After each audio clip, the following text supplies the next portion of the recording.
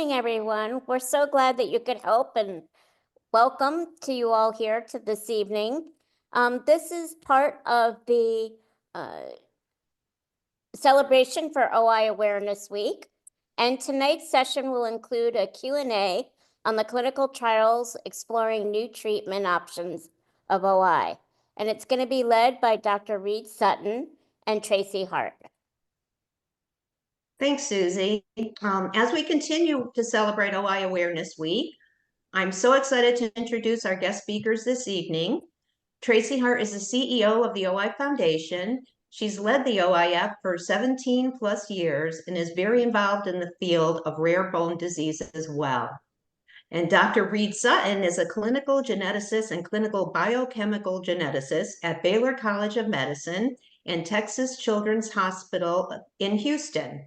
He's also a member of the OI Foundation Medical Advisory Council and the Board of Directors. Dr. Sutton is also one of the doctors participating in the fundraiser event this July in Scotland called Medics on the March. This 57-mile hike will be on Scotland's Fife Coastal Path, and the doctors are raising awareness and funds for the OIF. Thank you, Dr. Sutton, for doing that. Can't imagine how many hours that you're using every day just for training for that big hike. Well, thank both of you for being here this evening, and now we're going to turn it over to Tracy. Great. Thanks, Gail. Thanks, Susie, so much. And it's so good to see everybody, so many familiar faces, and just really excited to be here tonight. So as Gail and Susie said, this is a Q&A, and we want to keep it conversational. We want to answer your questions. So feel free when you have a question to put them in the chat.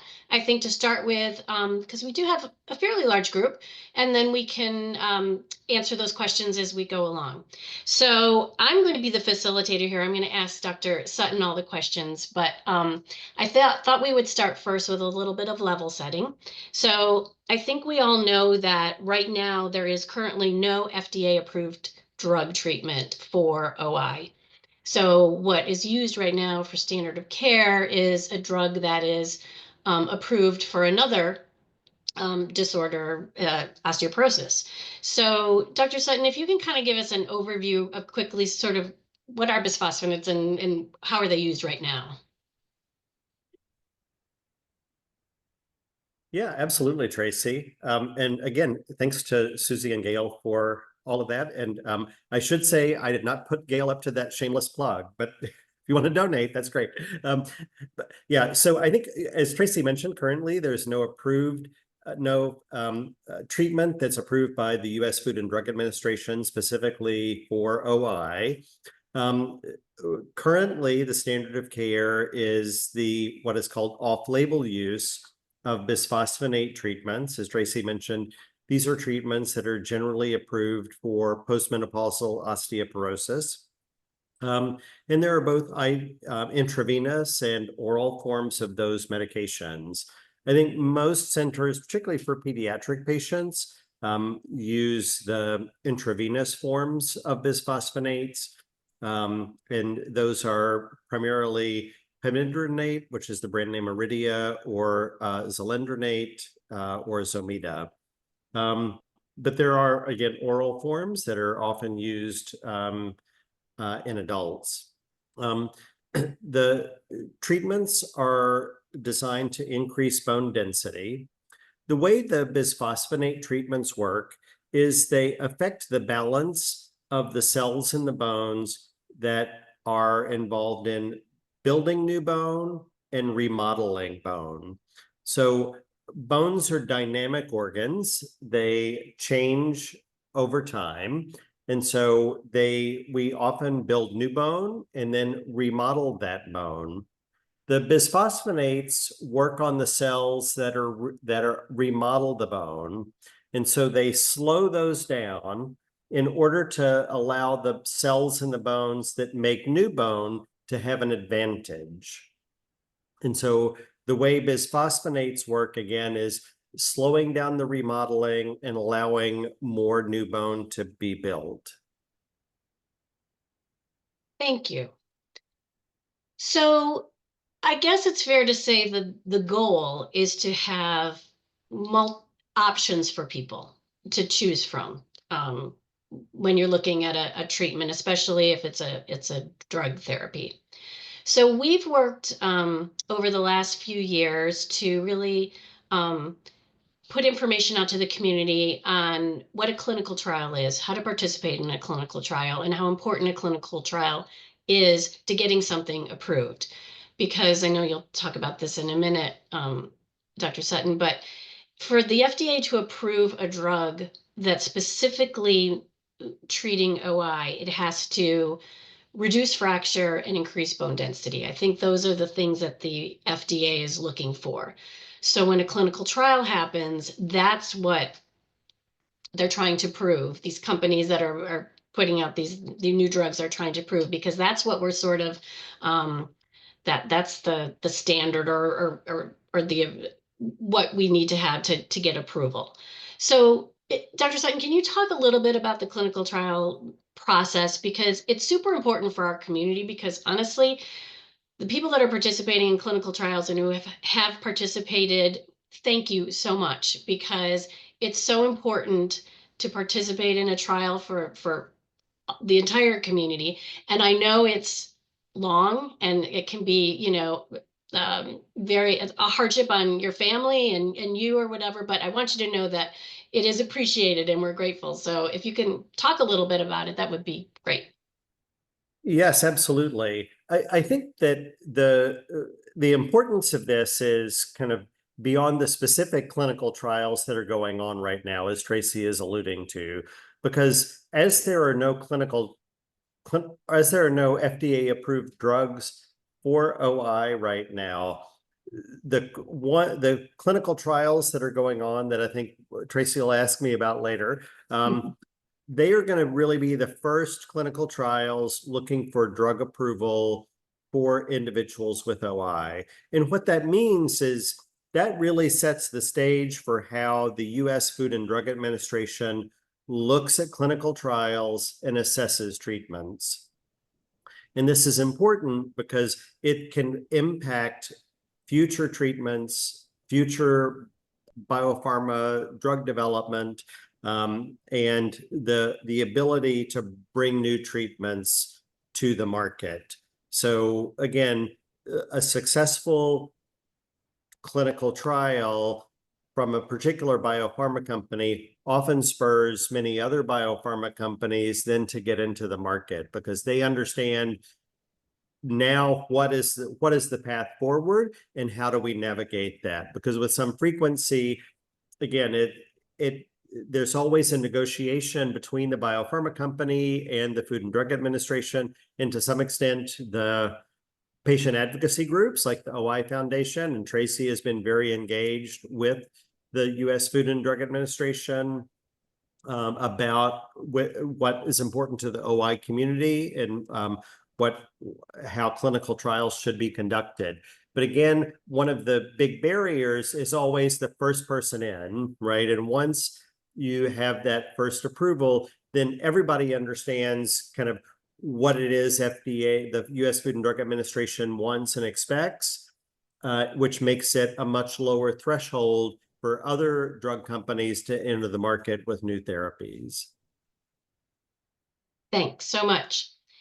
Can you, before I ask you specific questions, there are phases of clinical trials. So if a company is entering phase 1, what does that usually mean? And if you're in phase 3, which we're going to talk about, kind of what that means, do you want to just take us through that quickly? Yeah, absolutely. So let me first say there's a great resource called clinicaltrials.gov. This is a federal government resource, and all trials that are under the purview of the U.S. Food and Drug Administration, which is essentially pretty much any new drug trial development for the most part, they are all required to register at that website, clinicaltrials.gov. And so you can always go to that website, and you can search by diagnosis, you can search by medication or various other sorts of things, whether the trial is active or recruiting, and find clinical trials there. When you're looking at that website, though, it's important, as Tracy noted, that there are different phases of clinical trials, and essentially there are four what we call phases of clinical trials that a drug would progress through in development. There actually is before the four phases, there's what's called a preclinical phase, and that typically involves research in various animal models to understand how drugs work and if drugs are safe. And then once they establish that, they move into these kind of four sequential phases that Tracy was referencing. So the first phase of a drug clinical trial is to try to figure out what the appropriate dose is for people. So you want to give them the highest dose that is the most effective, but you also don't want to give people a dose that causes toxicity or significant side effects. And so that's what that first phase is. And that usually is a very small number of patients, typically on the order of like a dozen or so, or a couple of dozen patients, where the drug company is figuring out what is the most effective dose we can give without causing significant toxicity or significant side effects. Once that is completed and they figure out what the dose is, that moves on to what's called a phase 2 trial. And that's primarily a safety trial. And that involves, again, a larger number of patients typically than a phase 1 trial. And that maybe will pick one or at the most two doses to study safety. That phase 2 study will also collect information about looking at whether or not the drug is effective. But again, the primary goal is to determine safety and side effects. If in that phase 2 trial, it seems that the drug is reasonably safe and that there is a potential for benefit to individuals, then that moves into a phase 3 trial. And so the phase 3 trial is what's really pivotal, and that's what leads to FDA approval. And so that's what's called an efficacy trial, where the trial looks primarily to see, is there a good clinical outcome? So as Tracy had alluded to earlier, in OI, right now, the clinical studies are looking at a reduction in fracture rate as the primary outcome in these clinical trials. So if you give people with OI one of these medications, are you reducing their rate or risk of fracture?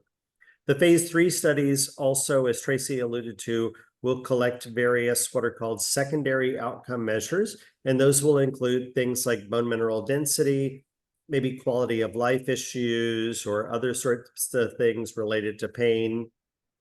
And then, of course, the phase 3 trials also continue to collect safety data. Again, because phase 3 trials are typically much larger than either phase 1 or 2 trials, it's important to understand in a much larger group of individuals whether the medication is safe and that the risk benefit, meaning kind of the benefits somebody gets from the medication, outweighs the risk of receiving the medication.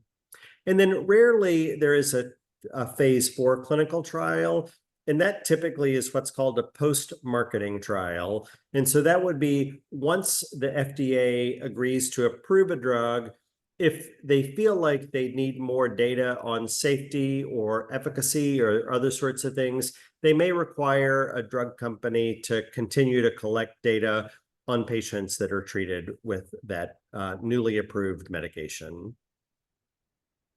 Thank you so much. That was fantastic. Thanks. So I'm going to ask you about a specific trial that's happening now and a specific drug. So I want to, so we can all learn a little bit more. But I just wanted to let people know from the OIF's perspective, the reason that we're involved, or we're, putting information out about all these trials and getting involved with the companies, is that we want the patient voice to be a part of all the protocols that are developed.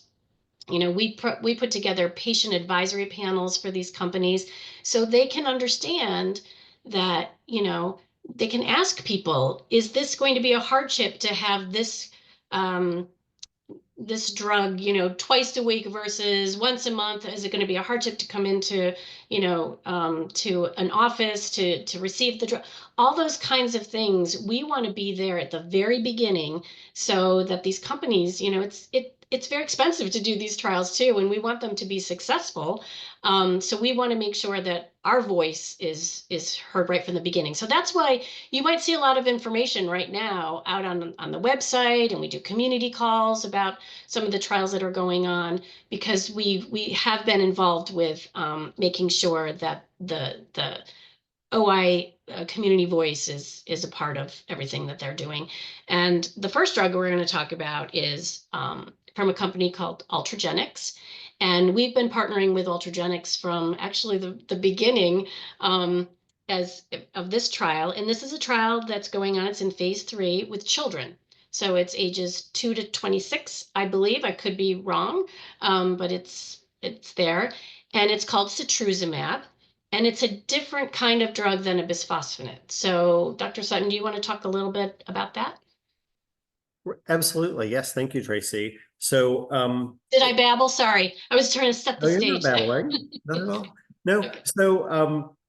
So yes. So as Tracy said, this does work by a different mechanism than the bisphosphonates that are kind of the ones that are currently used. As I mentioned, there are kind of two different cells in bone: those cells that remodel bone and the cells that build new bone. And so again, the way that the bisphosphonates work is they tell those cells that remodel bone, slow down a little bit or stop for a while, and let the cells that build up new bone make more new bone. The medications that Tracy talked about that are in clinical trials, those are what are called anti-sclerostin antibodies, and I'll talk more about that in a second.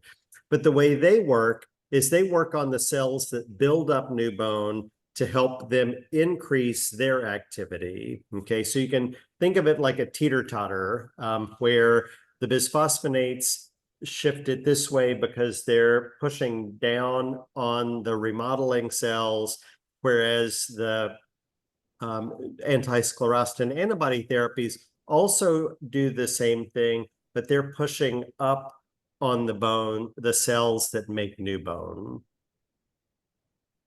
Great. Thank you. So this trial right now, the setrusumab trial is, as I said, it's with children. It's in a phase 3 right now.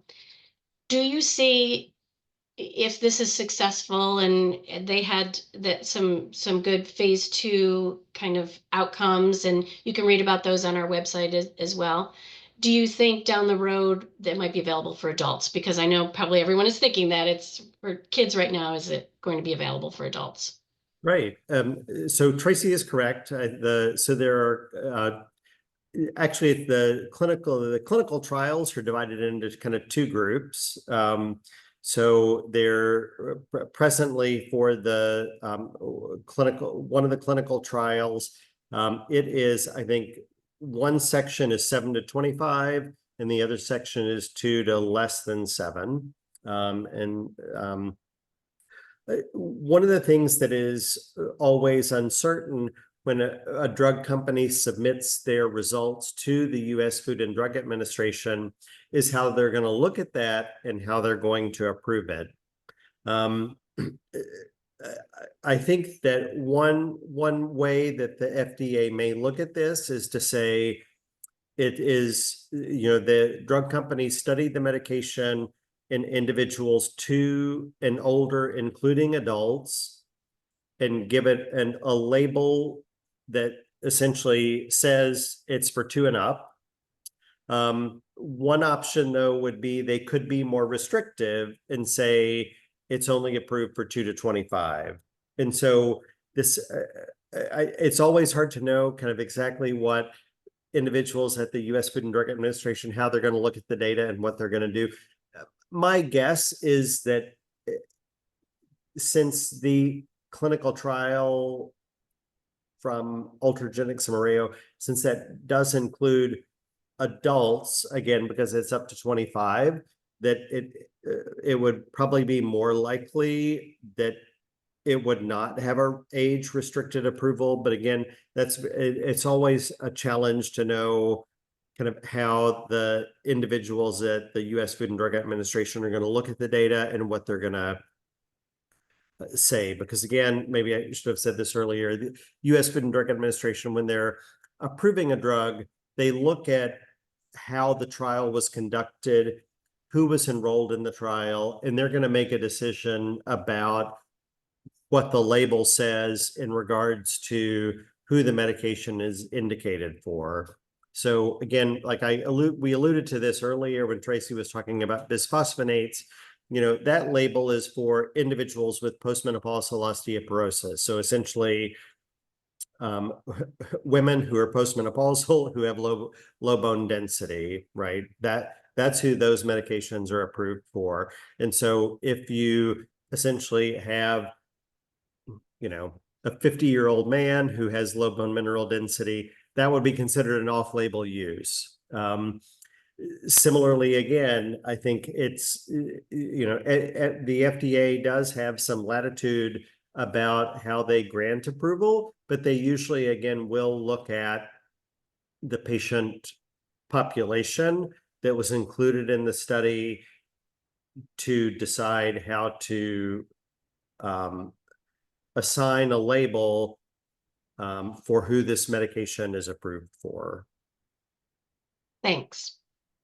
And that trial specifically, the setrusumab trial is closed, so they're in phase 3 of that trial, and they'll let us know when they have results from that. So we're all looking forward to that. And that information is on clinicaltrials.gov as well. Right. But there is another trial going on and you might know the name of this drug, Evenity. It's an Amgen drug, and it's called Rozozumab. There's a lot of zozozumabs in there. Everybody likes X's and Z's in drug names these days. All the new drugs have X's and Z's in them. So right. So this is very another sexy. trial that's going on in kids. But like I said, I think we've all seen the Evenity ads or whatever. Is this the same type of drug as setrusumab, Dr. Sutton? Right, exactly. Yes, it is, Tracy. So Evenity or romosozumab works in exactly the same way as setrusumab. So they're both antibodies against a protein called sclerostin. And so as I mentioned earlier, there is a balance between these two cell types in the bone, the cells that build new bone and the cells that remodel bone. And so again, you can think of it like the fairy tale of the three bears. So the bones are just like the fairy tale with the three bears. So it can't be like Papa Bear's bed that's too hard. It can't be like Mama Bear's bed that's too soft. It has to be like Baby Bear's bed that's just right. And so our bodies produce proteins that regulate these cells in our bones that involve remodeling and building new bone, so that our bone density and bone strength is just right, that the bones aren't too hard and the bones aren't too soft. And so the bisphosphonate medications and then these anti-sclerostin antibodies, romosozumab or Evenity and setrusumab, work in two different ways, but to both affect that balance of building and remodeling bone. And both of these drugs are administered IV, right? Intravenously, is that right? Actually, setrusumab is administered under the skin or sub-Q. So if people are familiar with like insulin, people who need insulin for diabetes or other sorts of things, that is typically administered under the skin. And so that's the way that the romosozumab or Evenity is administered. The setrusumab is administered into the vein. So not just under the skin. Do you see any of these drugs being available pill form at some point? Or, how does that work? I don't know. I'm sorry. I Like, cut it out there for a second. do you see these drugs being available in a pill form at some point, or?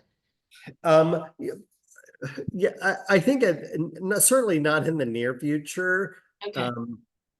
I think that in general, most all of these antibody type therapies need to be some form of injection, and there are many of them. So if people watch TV or look at magazines, they're like anything that ends in AB is a monoclonal antibody. And so there are many different drugs for a wide variety of diseases, including things like chronic fatigue syndrome or various immune or autoimmune diseases like lupus or other things that have antibody therapies. And again, any drug that ends in AB is going to be one of these antibody therapies. And they generally are pretty much at this point all either IV administered or injected under the skin. Right, thanks. There was a drug that was in early stage trials that was used another mechanism, for lack of a better word, the TGF beta.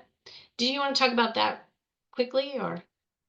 Sure. So as Tracy mentioned, the research in mice with different forms of OI, including kind of the rare recessive forms of OI and kind of the common forms of OI that are related to type 1 collagen.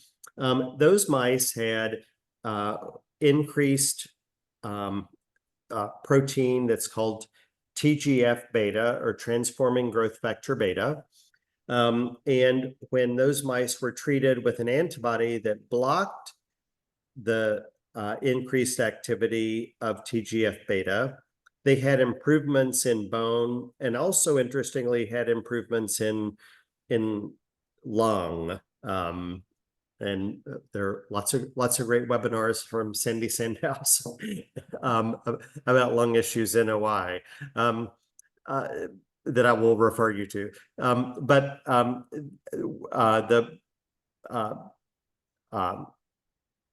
Brittle bone disease, rare disease clinical research network that the OI Foundation is a part of, did an initial phase 1 clinical trial of an anti-TGF beta antibody. Again, that was a phase 1 trial, so that was a dose finding trial, although data was collected on efficacy, and it did look like that there was a reasonable expectation of efficacy. The biopharma company, Sanofi, that provided the initial drug called fresolimumab, they developed a longer acting form of the drug. And when they did a repeat phase 1 clinical trial of that longer acting form, it did not seem to have benefit. And so they elected not to move forward. But again, I do think that could be a promising therapy for other biopharma companies to develop. And again, one of these antibodies against transforming growth factor beta, or TGF beta, to treat OI. So I know we have some questions in the chat, but just a couple more things for you, Dr. Sutton, and then we can get to folks, your questions. One is, can you talk about why it's important? Well, first of all, I just wanted to say Dr. Sutton and I have both gone to the FDA when these companies have been looking to get their drugs through the process. And we also talk about, we know, especially adults, there are other issues besides fracture, pain, and all kinds of other issues. And we always talk about those. So I want you to know we're being your advocates at the FDA as well. We've done a listening session with the folks at the FDA, and we'll continue to do that as well. So please know that we're working on that as well, to be your advocates there. But Dr. Sutton, how important is it for people to know their mutation when these drugs are coming, their genetic makeup when these drugs are coming out? Yeah, that's a great question, Tracy. So again, usually when the U.S. Food and Drug Administration looks at the clinical trial results from a drug study, and they kind of will decide what the label, how the label says the drug should be used. They usually, for the most part, rely very heavily on who is included or not included in a clinical trial. And so the current clinical trials, I think, certainly for setrusumab, and I think for romosozumab as well, those are only individuals that have the common, pardon me, common OI that is caused by either the COL1A1 or the COL1A2 gene. And so that accounts for about 90 to 95% of individuals with OI. But there are, again, about 5 to 10% of individuals with OI who have changes in whose OI is caused by genes other than COL1A1 or COL1A2. My presumption is that the FDA label would probably include that it needs to be COL1A1 or COL1A2 related OI. But again, I think that remains to be seen, how they will issue the approval label if it's approved. So if someone's participating in a clinical trial, they would need to know what type of OI. I mean, they would have to have that genetic Yes, information. both for sure, both the romosozumab and setrusumab trials require that.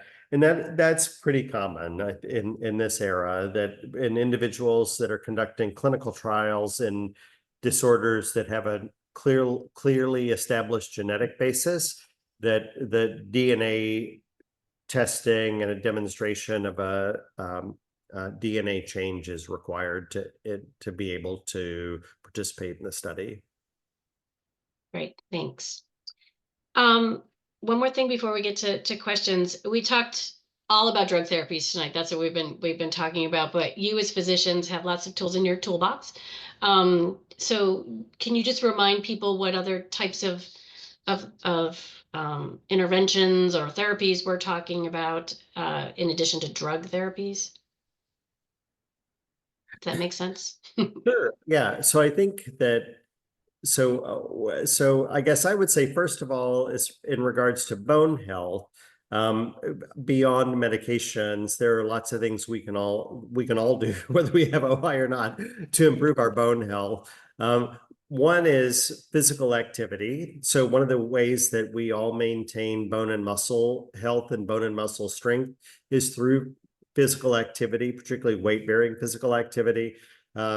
If people are bored and watch astronauts on the International Space Station, you may know they spend many hours a day up there engaged in physical activity. And that's because when there's zero or essentially zero gravity, they lose an enormous amount of bone and muscle mass very rapidly. And so again, even though we have gravity here on Earth, it's still important for maintaining our bone and muscle mass to engage in physical activity. And again, ideally weight-bearing activity, although all activity is good.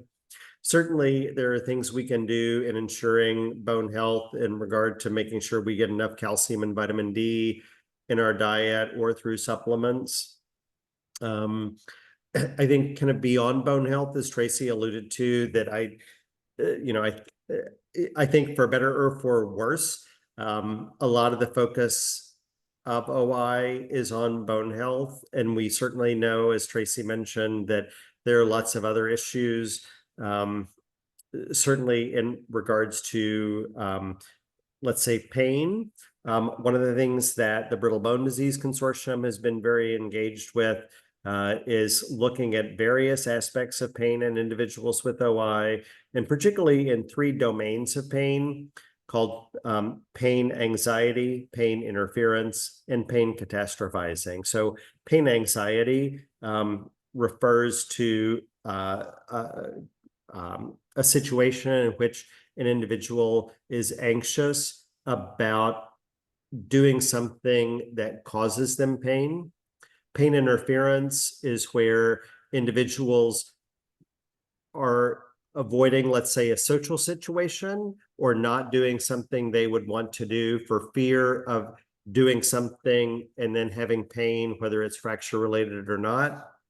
And then pain catastrophizing is a kind of a little more extreme form of those sorts of things. So that's when individuals are remembering a particular painful episode or episodes and having a significant amount of concern about that. And so again, the Brittle Bone Disease Consortium is looking at various strategies, including mindful self-compassion, in order to mitigate those factors to ensure that individuals with OI can more fully engage in social activities and with life. The Brittle Bone Disease Consortium, again, with OI Foundation as a partner, also has a significant focus on craniofacial issues. One of the big things that is going on is a clinical trial of clear plastic aligners. So the Brittle Bone Disease Consortium partnered with Invisalign, which is kind of the most common form of these clear plastic aligners, to look and see if that system and that process can improve oral and oral health and improve things like the ability to chew, the ability to swallow, and again, the ability to align. We're hoping, again, if we get renewed, to also look at various other dental issues like temporomandibular joint or TMJ issues in OI, and understanding that better. So we have lots of things going on kind of beyond bone and fractures. That again, we're all working in partnership together. Thanks so much, Dr. Sutton. Kenna, can you look at the chat and give Dr. Sutton the questions? Not yes. All right. So first, I might butcher the names of the drugs, so I apologize. The first one is teriparatide study/treatment for type 1. My son started this treatment, takes injections every day. What are the benefits, cons versus risk? He's 44 and started to have problems with his back. DEXA scan shows problems. Right. Thank you for that question. So this teriparatide, it's an analog of a hormone that our body normally makes called parathyroid hormone. So that it's para means near, and thyroid is obviously referring to the thyroid gland that's in our neck. But the parathyroid gland that's on kind of either side of the neck, that is involved in calcium and bone mineral balance. That drug, teriparatide, or brand name is called Forteo, is approved again for postmenopausal osteoporosis, and is an injectable drug. Not approved for use in OI presently. There was a study a few years ago that was led by Dr. Eric Orwall at Oregon Health and Sciences University in Portland. And when that study was done, it looked at individuals with both types 1, 3, and 4 OI. And what that showed is that for individuals with type 3 and 4 OI, that with the more severe forms of OI, that the teriparatide or Forteo did not work very well for them. It did work well to increase bone density of individuals with type 1 OI. That medication has not been used in children.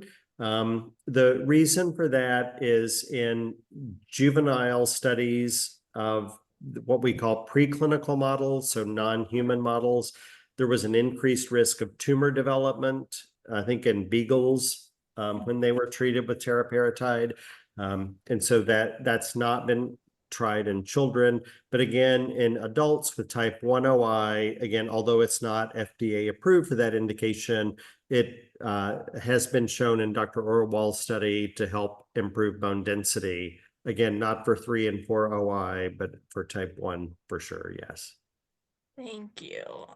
Your next question is, where does Prolia, which has gone through trials and is now being used, fall between the two drug types that you were describing that are in clinical trial? Prolia, was it Prolia? Prolia, yeah. Yeah, so Prolia is Evenity. Oh, no, so sorry, Prolia is denosumab. Right. So there was a clinical trial of Prolia or denosumab in children with OI. I don't think that they've done a trial in adults. It caused us in some patients, it caused a significant increase in the calcium, which can be dangerous.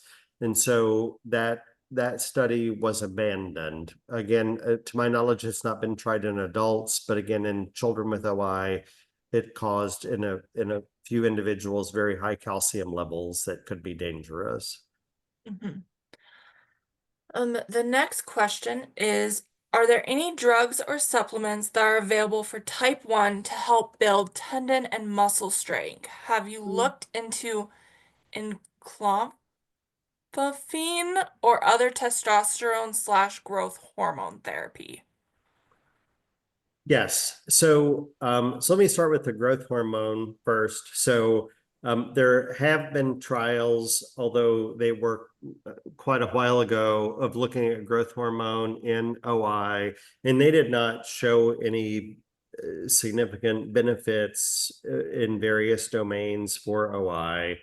I don't know that there have been studies of testosterone or related therapies in OI to see if those provide any benefit.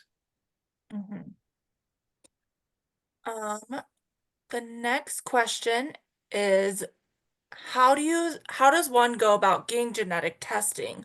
Who would prescribe that order? Yeah, so there are a couple of different ways one could do that. So one would be through interaction with a physician or potentially a genetic counselor to get testing done. There are labs that will provide genetic counseling.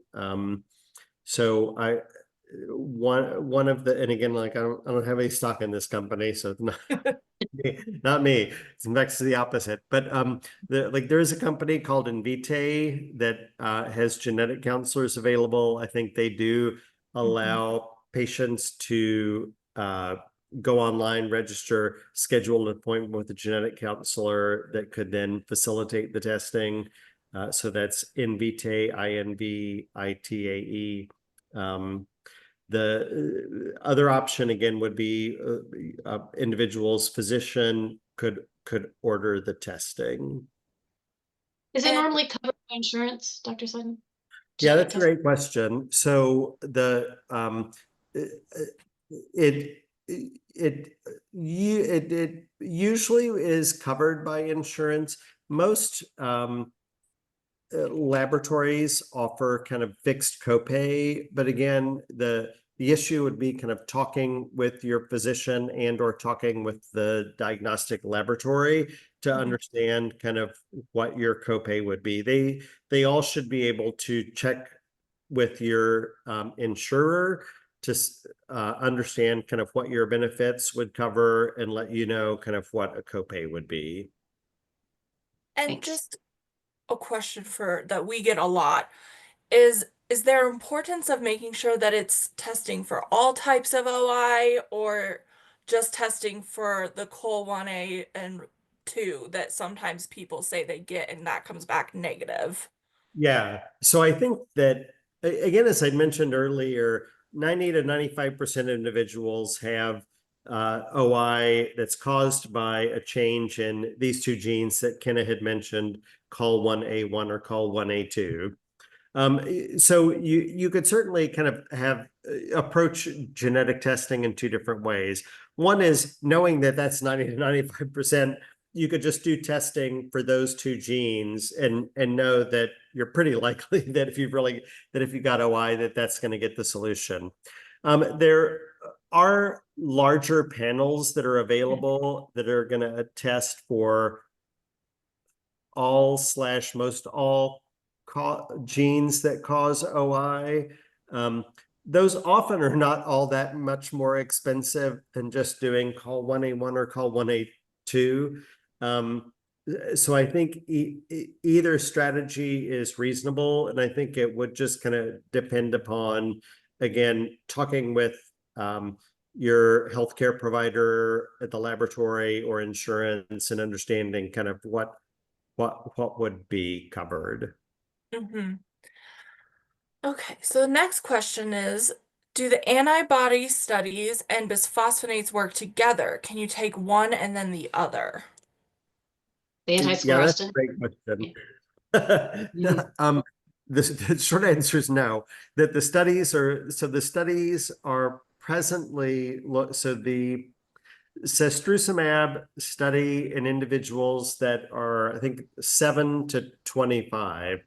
That's looking at cestrusumab compared to what's called a placebo, which is essentially getting a fake or sham treatment. Mhm.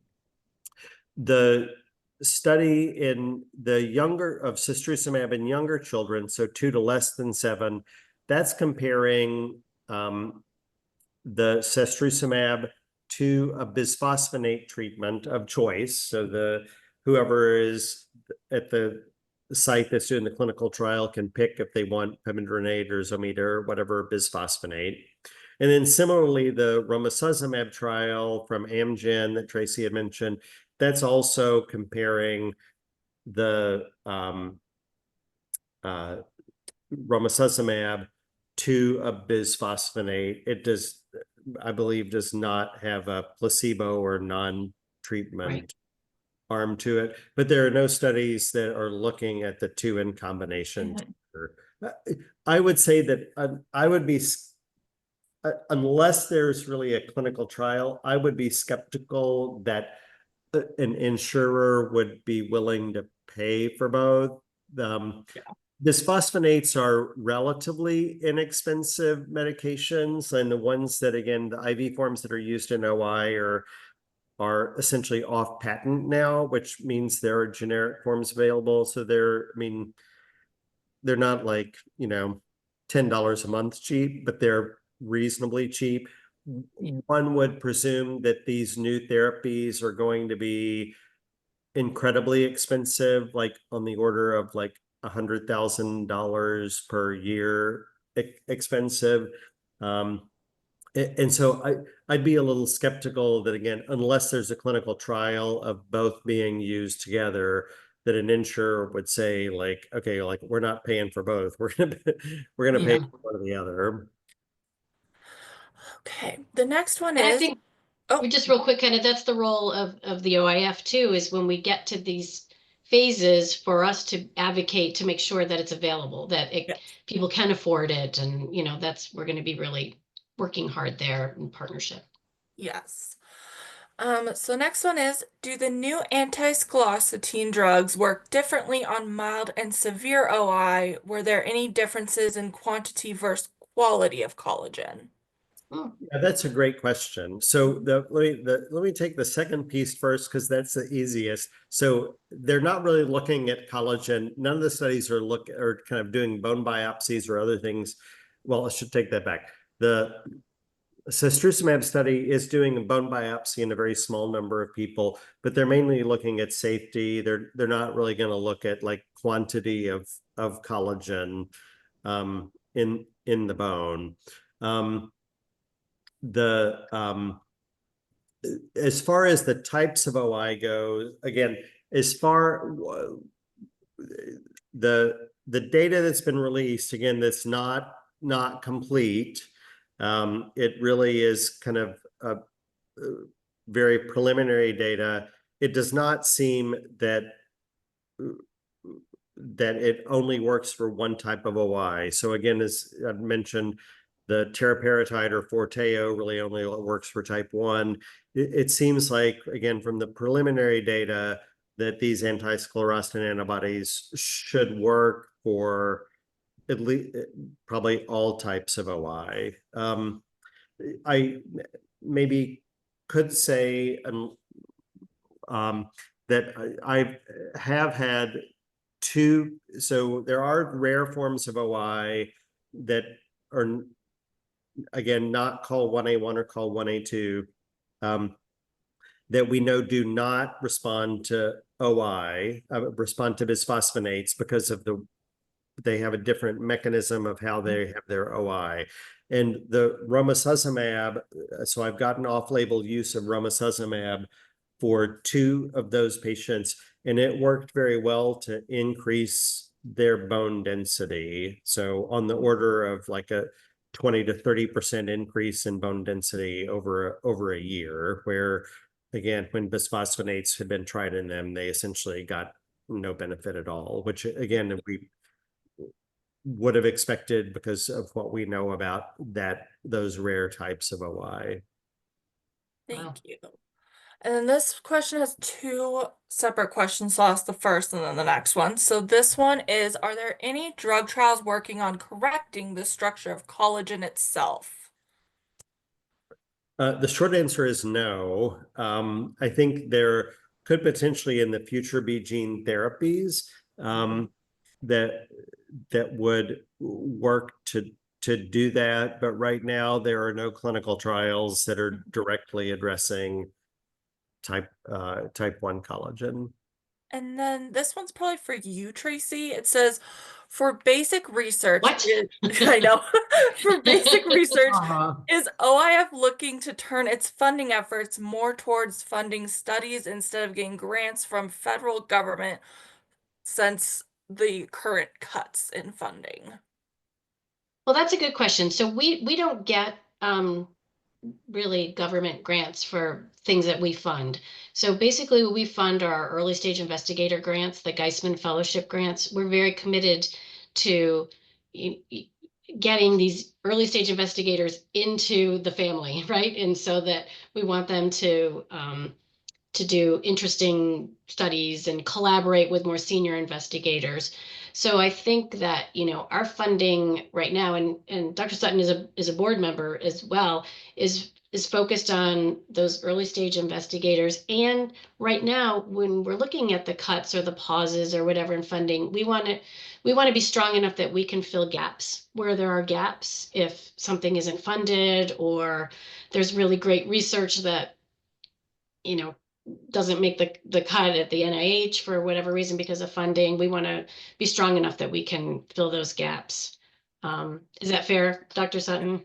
Yeah, absolutely. And I think one of the challenges is that, kind of in talking about like the magnitude of money, right? So I think the Brittle Bone Disease Consortium, I think it's like about 1.6 million a year. Is that Yes. right, Tracy? So Yes. something around that range, right? So if you kind of think about kind of I won't put Tracy on the spot, but the overall OI budget for research is not $1.6 million a year. It's sure not, no. And so I think that that's kind of a big gap to fill. So again, I would put in a plug that people should identify their Congress people and call them and let them know the importance of NIH funding for OI. Again, the Brittle Bone Disease Consortium is up for renewal. We hope to be refunded for another 5-year cycle. But again, that's going to be very dependent upon the federal government's funding the National Institutes of Health. So again, I would strongly suggest that people contact their federal congressional representatives in the House of Representatives and Senate and let them know the importance to you of continuing to fund the National Institutes of Health. That also is a stepping stone, again, for development of future treatments, in that once you get beyond these sorts of early trials, it, believe it or not, even gets more expensive than $1.5 million a year to do a phase 3 clinical trial. And so the National Institutes of Health would not fund a phase 3 clinical trial in general. That would be by biopharma.